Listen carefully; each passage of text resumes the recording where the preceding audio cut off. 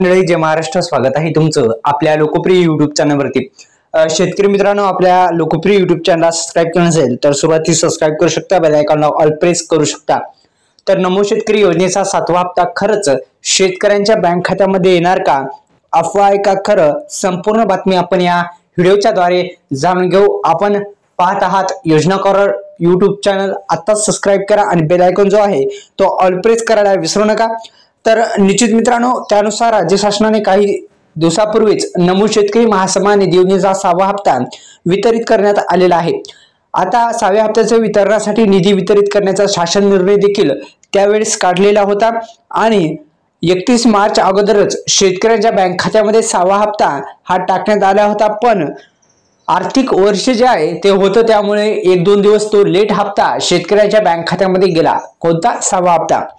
तर मित्रांनो, 7वा हप्ता खरंच मिळणार का? आणि संपूर्ण बातमी आपण जाणून घेऊ। तर थकीत हप्ते 6व्या हप्त्याबरोबर देण्यात आलेले आहेत।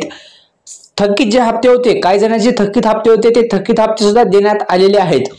शासनाच्या माध्यमातून उशिरा निधी दिल्यामुळे आणि मार्च येण्यामुळे बँकेच्या माध्यमातून हे जे पैसे आहेत ते पैसे मिळण्यास थोडासा उशीर झालेला आहे आणि उशीर झालेला होता त्यावेळेस।